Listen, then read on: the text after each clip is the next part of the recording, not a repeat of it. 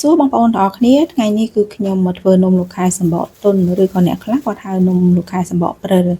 យើងធ្វើសម្បកមានពណ៌បៃតងហ្នឹងគឺស្លឹកតើយហើយពណ៌សគឺទឹកដោះគោខ្ញុំធ្វើជាមួយនឹងស្នូលឈូកពងទាប្រៃឥឡូវដំបូងឡើយគឺយើងមកចាប់ផ្ដើមធ្វើផ្នែកស្នូលមុនសិនគឺយើងត្រូវការគ្រាប់ឈូកក្រៀមគ្រាប់ឈូកស្ងួតហ្នឹងចំនួន1ខាំកន្លះខ្ញុំត្រាំវាជាមួយទឹកក្តៅដើម្បីវាឆាប់រីកខ្ញុំត្រាំវាត្រឹមតែ3ម៉ោងទៅ4ម៉ោងគឺវារីកហើយបងប្អូនត្រាំទឹកធម្មតាអាចត្រាំមួយយប់ក៏បានដែរគឺវារីកបានទុនល្អប៉ុណ្ណេះហើយបងប្អូនអាចយកវាមកសម្អាតសម្រាប់ខ្ញុំគឺត្រាំតែ3ម៉ោងទេវារីកល្អវាទុនហើយយើងយកវាមកសម្អាតបេះក្បាលខ្មៅហើយនឹងគ្រាប់ឈូកខ្លះវានៅមានបដូរអីហ្នឹងគឺយើងឆ្កឹះយកបដូរនឹងចេញព្រោះប្រភេទគ្រាប់ឈូកនេះគឺជាប្រភេទដែលសម្អាតហើយស្អាតណាអញ្ចឹងយើងរៀងងាយស្រួលសម្អាតទេសម្អាតរួចបងប្អូនយកវាទៅលាងឲ្យស្អាតមុននឹងយើងយកវាមកស្ងោរ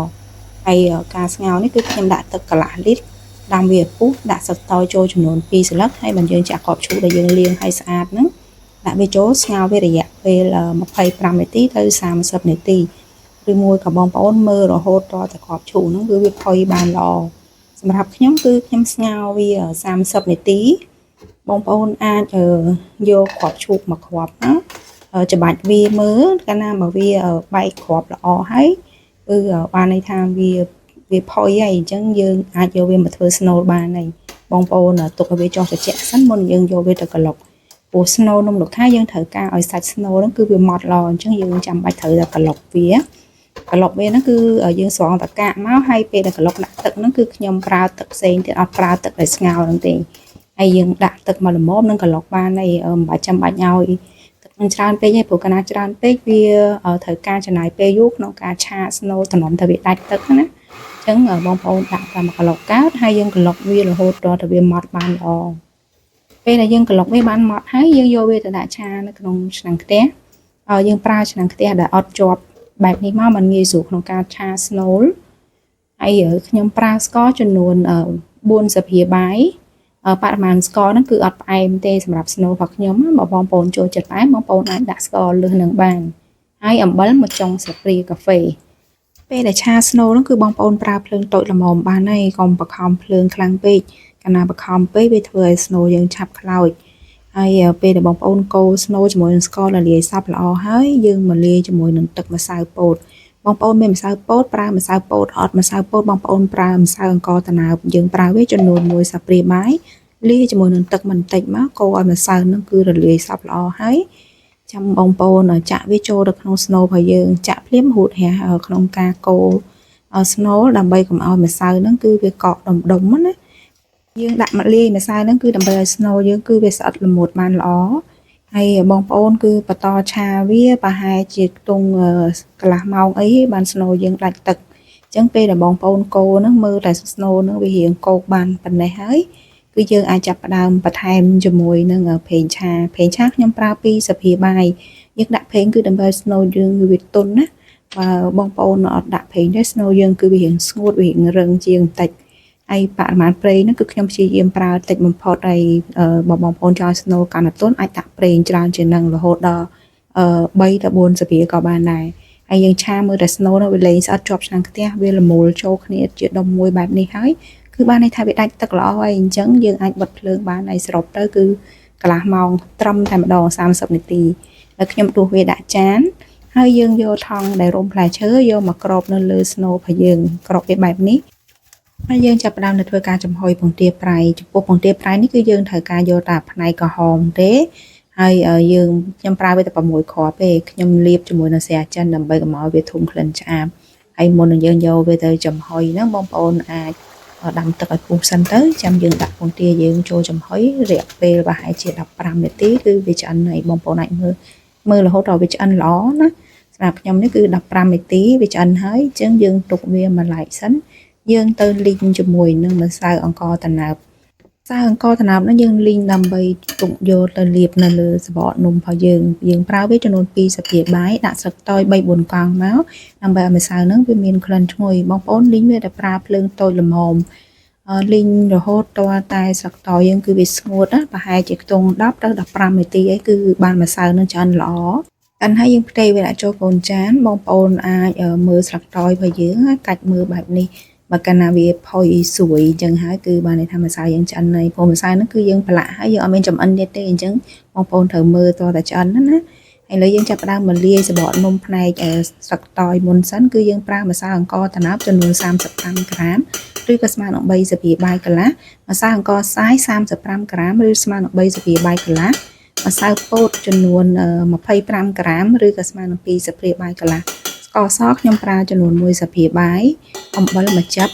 បរិមាណស្ករដែលខ្ញុំដាក់ហ្នឹងសាច់នំគឺអត់ផ្អែមទេបងប្អូនចង់បានសាច់នំផ្អែមបងប្អូនអាចថែមស្ករដល់2ស្លាបព្រាបាយ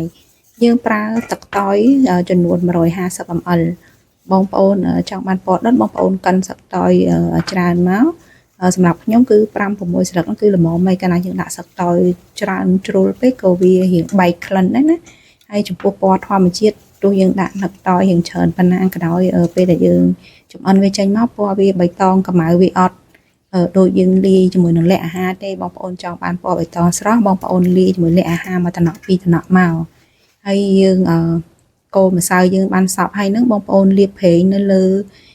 ពុំដែលយើងយកដាក់ចំហុយនឹងបន្តិចទៅការពារកុំឲ្យវាជាប់ហើយប្រេងដែលនៅសល់បងប្អូនអាចលាយចូលក្នុងម្សៅក៏បានចាំពេលដែលឆ្អិនហើយចាំលាយក៏បានដែរអត់បញ្ហាទេហើយបងប្អូនច្រោះដូចមិញអញ្ចឹងដើម្បីឲ្យសាច់ម្សៅយើងគឺវាប្រកបថាម៉ត់ណាហើយទឹកវិញត្រូវដាំឲ្យពុះសិនចាំដាក់ម្សៅចូលចំហុយពេលចំហុយហ្នឹងគឺខ្ញុំគ្របវាតិចការពារកុំឲ្យវាទឹកនឹងវាចូលណាអញ្ចឹងយើងចំហុយវារយៈពេល25នាទីទៅ30នាទីពេលបាន20នាទីគឺខ្ញុំឆែកវាមើលពេលដែលយើងបើកមើលទៅម្សៅយើងវានៅសល់លើតិចតិចវាអត់ទាន់សូវឆ្អិនណា20នាទីណាអត់ទាន់សូវឆ្អិនទេតែបងប្អូនអាចធ្វើការត្រឡប់ម្សៅនឹងបន្តិចគ្រាន់តែកូរវាបែបហ្នឹងមកហើយចាំយើងបន្តចំហុយវាថែមរយៈពេល5នាទីទៅ10នាទីអីទៀតហ្នឹងគឺវាឆ្អិនហើយសារនេះគឺខ្ញុំអត់គ្របទេដោយសាររយៈពេលវាខ្លីណាយើងមកលាយម្សៅពណ៌សទុកឲ្យហើយទៅតំណនំឆ្អិនគឺយើងលាយបរិមាណដូចគ្នាអញ្ចឹងគឺម្សៅអង្ករត្នោតចំនួន35ក្រាមម្សៅអង្ករខ្សាយចំនួន35ក្រាមម្សៅពោតចំនួន25ក្រាមស្ករស1ស្លាបព្រាបាយអំបិល1ចិបទឹកដោះគោស្រស់ចំនួន150 ml យើងចាក់វាម្ដងបន្តិចហ្នឹងគឺដើម្បីងាយស្រួលក្នុងការរលាយសាច់ម្សៅណាហើយដល់ពេលហើយពុំដែលយើងយកទៅដាក់ចំហុយហ្នឹងគឺបងប្អូនយកប្រេងលាបបន្តិចមកហើយបន្ទាប់ប្រេងនៅសល់ហ្នឹងចំនួន1ស្លាបព្រាបាយហ្នឹងយើងយកមកលាយជាមួយនឹងម្សៅពណ៌បៃតងមិញគឺខ្ញុំអត់លាយទេពណ៌សនេះគឺខ្ញុំលាយអញ្ចឹងបងប្អូនអាចមើលយើងប្រើរបៀបណាក៏បានដែរគឺអត់បញ្ហាអត់មានតខុសអីទេយើងកូរប្រេងឲ្យចូលមួយម្សៅបានសព្វហើយយើងដាក់ច្រោះវាបែបនេះដូចគ្នាច្រោះម្សៅនោះគឺវាម៉ត់ល្អហើយបញ្ជាក់ប្រេងមិញគឺចំនួន1ស្លាបព្រាបាយសម្រាប់លាយជាមួយម្សៅហ្នឹងឥឡូវនេះយើងលាយម្សៅពណ៌សហើយអាពណ៌បៃតងរបស់យើងនេះក៏ឆ្អិនដែរយើងលើកពណ៌បៃតងនឹងចេញមកហើយយើងចាប់ផ្ដើមដាក់ម្សៅពណ៌សចូលចំហុយវាបន្តអាពណ៌សនេះគឺខ្ញុំអត់គ្របទេអត់គ្របគឺយើងចំណាយពេលលឿនជាងប្រហែលជា15នាទី20នាទីអីវាឆ្អិនហើយប៉ុន្តែគ្រាន់តែថាពេលបាន10នាទីបងប្អូនត្រូវបើកដើម្បីបហូរទឹកនៅលើក្រមុំនឹងកុំឲ្យវាស្រក់ចូលម្សៅហើយម្សៅពណ៌បៃតងនេះគឺយើងយកមកលាយជាមួយនឹងប្រេងនៅសល់មិញហ្នឹងចំនួន1ស្លាបព្រាបាយហើយយើងច្បល់វាទាន់វានៅក្តៅៗអញ្ចឹងណាហើយយើងអត់ទាន់លុញជាមួយដៃកើតទេព្រោះដោយសារវាក្តៅខ្លាំងអញ្ចឹងបងប្អូនច្បល់វាជាមួយនឹងវែជាមួយនឹងអីក៏បានដែរឲ្យវាចូលគ្នាឲ្យវាចុះត្រជាក់បន្តិចសិនចាំយើងចាប់ដើមចំបាច់វាជាមួយនឹងដៃហើយចំបាច់រហូតទាល់តែម្សៅយើងគឺវាឡើងម៉ត់រលោងល្អម៉ត់រលោងបែបនេះហើយចំពោះបរិមាណម្សៅហ្នឹងគឺខ្ញុំយកវាមកបែងចែកជា6ដុំហ្នឹងគឺ42ក្រាមទៅ43ក្រាមអីហ្នឹងព្រោះខ្ញុំធ្វើពុំ75ក្រាមណាចំពោះពុំ75ក្រាមហ្នឹងយើងអាចធ្វើសាច់នំដែលលុញជាមួយស្នូលហើយ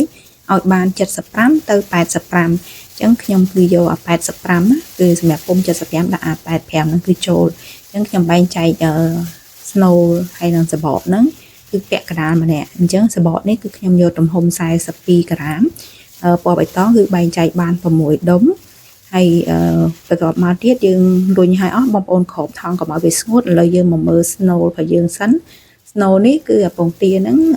ខ្ញុំធ្វើខ្លួនឯងញ៉ៃធ្វើហ្នឹងគឺសម្រាប់ញ៉ាំឯដល់អញ្ចឹងវាអត់ប្រៃខ្លាំងទេធម្មតាស្នូលពងទាប្រៃហ្នឹងគឺយើងត្រូវការយកអាពងទាប្រៃដែលចាស់ថ្ងៃហ្មងមួយខែហើយប្រៃតើឡើងប្រេងបងប្អូនអរគ្នាប៉ុន្តែនេះដោយសារតែខ្ញុំនៅផ្ទះមានពងទាប្រៃដែលខ្ញុំទុំធ្វើហើយ ទុកញ៉ាំហ្នឹងអញ្ចឹងខ្ញុំយកវាមកប្រើតែម្ដងទៅហើយ6គ្រាប់ហ្នឹងយើងពុះវាជា2ទាំងអស់បាន2 10គ្រាប់អញ្ចឹងsnow ហ្នឹងគឺបានន័យថាខ្ញុំបែងចែកវាជា12ហើយណាហើយយើងច្បាច់ពងទាហ្នឹងឲ្យវាឡើងមូលបន្តិចមកហើយចំពោះ snow ដែលយើងឆាហើយហ្នឹងបងប្អូនយកមកថ្លឹងវាគឺប្រហែលជា42ក្រាមទៅ43ក្រាមដូចគ្នាបូកតាំងពងទាប្រៃគឺយើងថ្លឹងវាបញ្ចូលគ្នាបែបនេះបើបងប្អូនអត់ប្រើ snow ពងទាប្រៃទេបងប្អូនប្រើតែsnow ឈូកហ្នឹងគឺយើងថ្លឹងវាបាន42ក្រាមអីចឹងមកហើយ snow វិញយើងបែងចែកវាពាក់ក្រាមម្នាក់អញ្ចឹងសាច់នំយើងចេញមកគឺវាល្មម snow វាមិនធំពេកសបកនំវាមិនស្ដើងពេកណាហើយខ្ញុំបែងចែកវារួចរាល់អស់បានយើងយកវាមកលុញបែបនេះលុញជារាងមូលហើយបានដាក់ពងទាចូលកដាលលុញវាឲ្យមូលស្អាតឲ្យជិតល្អសម្រាប់វិធីធ្វើរបស់ខ្ញុំនេះគឺជាលក្ខណៈធ្វើក្នុងគ្រួសារញ៉ាំទេយើងអត់មានបានប្រើថ្នាំដើម្បីកុំឲ្យដុះផ្សិតប្រើថ្នាំដើម្បីរក្សាទុកអីគឺអត់មានប្រើទាំងអស់និយាយទៅយើងធ្វើបែបលក្ខណៈនៅផ្ទះងាយងាយណាចឹងរសជាតិឲ្យថាដូចប្រគេហ្មងគឺវាអត់ដូចទេប៉ុន្តែយើងអាចញ៉ាំបានដោយសារតែរសជាតិផ្អែមគឺវាអត់ផ្អែមខ្លាំងទៅតាមអីដែលយើងចង់បានព្រោះទិញគេគឺផ្អែមខ្លាំងខ្ញុំអត់ចូលចិត្តញ៉ាំទេចឹងយើងធ្វើខ្លួនឯងយើងចង់បានផ្អែមប៉ុណ្ណាយើងកំណត់ប៉ុណ្ណឹងឥឡូវមកមើលម្សៅផ្លែបសគឺចំហុយត្រឹមតែ15នាទីគឺវាឆ្អិនហើយនិយាយទៅវាលឿនជាងយើងក្របប៉ុន្តែដូចខ្ញុំជំរាបចឹងបាន10នាទីគឺយើងបើកកម៉ូបរហូតទឹកវាចេញម្សៅដើម្បីឲ្យទឹកនោះវាហូរចូលក្នុងម្សៅហើយយើងដកវាចេញមកខាងក្រៅលុញរហូតដល់តែសាច់នំរបស់យើងហ្នឹងគឺវាឡើងរលោងបែបហ្នឹងហើយបានយើងយកវាមកបែងចែកជា6ដូចគ្នាបងប្អូនចង់ឲ្យស្រួលកាត់ឲ្យរុំក្បត់ជាមួយនឹងថង់ហុំផ្លែឈើចឹងមកគឺងាយស្រួលក្នុងការកាត់មែនតែនហើយយើងលុញវាឲ្យអស់ចាំយើងចាប់ផ្ដើមមកសូនវាបានងាយស្រួលណាហើយនេះគឺពុំដែលយើងយកមកប្រើទំហំ75ក្រាមពុំហ្នឹងឲ្យតែខ្ញុំធ្វើនោះបងប្អូនដែរសួរខ្ញុំទិញនៅណាខ្ញុំកំងពីថាប៉ៅមកពីខាងចិនហ្នឹងណាហើយនៅស្រុកខ្មែរយើងក៏ឃើញមានលក់ដែរនៅអនឡាញក៏មានបងប្អូនខ្លះអាចអត់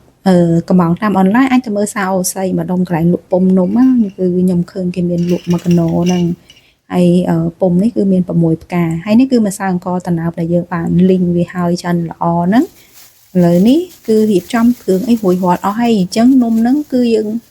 ឆ្អិនហើយណាគ្រាន់តែថាយើងសូនវាហើយចាក់ពុំហើយអស់គឺនំនេះយើងញ៉ាំបានហើយអញ្ចឹងសម្ភារៈដែលយើងយកមកប្រើយកមកធ្វើនំហ្នឹងគឺត្រូវតែឲ្យប្រកាសថាវាស្អាតល្អព្រោះយើងញាក់ធ្វើហើយគឺយើងញ៉ាំអត់មានត្រូវការចំអិនទៀតទេអញ្ចឹងយើងអត់អាចយករបស់ដែលអត់ស្អាតយកមកដាក់ទ្របពីក្រោមនំរបស់យើងឯណាអញ្ចឹងបងប្អូនអាចលុញសបកនំជាមួយនឹង snow បញ្ចូលគ្នាឲ្យហើយអស់មកចាំចាក់ពុំម្សាក៏បានឬមួយក៏លុញមួយចាក់ពុំមួយក៏បានដែរនិយាយទៅស្រេចចិត្តបងប្អូនទេសម្រាប់ខ្ញុំវិញលុញឲ្យហើយអស់មកបានហើយវិធីសូនសបកនំចូលជាមួយ snow ហ្នឹងបងប្អូនអាចមើលតាមវិធីដែលខ្ញុំធ្វើទៅគឺងាយស្រួលមែនតើហើយពុំដែលយើងយកមកចង្កត់នេះបងប្អូនកុំភ្លេចលាបជាមួយនឹងម្សៅអង្ករត្នោតដែលយើងបានលីងហើយហ្នឹងណាគឺលាបវាសប់ពេញលើពុំរបស់យើងបានហើយយើងចាក់មកវាអត់ជាប់ហើយបងប្អូនចង្កត់វានឹងកុំឲ្យអង្គើអុកវាពីរដងមកដើម្បីឲ្យវាចេញកាឡាបានស្អាតហើយយើងលើកវាថ្នមមកវគ្គហ្នឹងគឺវគ្គសบายលេងជាងគេហ្មងនិយាយទៅដូចលេងឡុកបឡអញ្ចឹងអុកយកណាតែមកផ្លែតហើយបាត់ហើយតែប៉ុណ្្នឹងនំលោកខែសម្បកតុនឬក៏អ្នកហៅសម្បកព្រិលរបស់ខ្ញុំគឺរួចរាល់ហើយរសជាតិគឺអត់ផ្អែមខ្លាំងទេគឺល្មមឆ្ងាញ់តែម្ដងសម្រាប់ខ្ញុំអញ្ចឹងណាហើយនំហ្នឹងគឺខ្ញុំញ៉ាំវាជាមួយទឹកតែយើងឆុងមួយតែចក្រីរបស់យើងហ្នឹងគឺឆ្ងាញ់ខ្លាំងមែនតែនហើយបងប្អូនអាចដាក់ក្នុងទូទឹកកកបានរយៈពេល5ថ្ងៃសម្រាប់នំរបស់ខ្ញុំសម្រាប់បងប្អូនថាទុកបានមួយថ្ងៃដែរខ្ញុំទុកបាន5ថ្ងៃទេហើយទុកក្នុងទូទឹកកកជាក់ៗគឺកាន់តែឆ្ងាញ់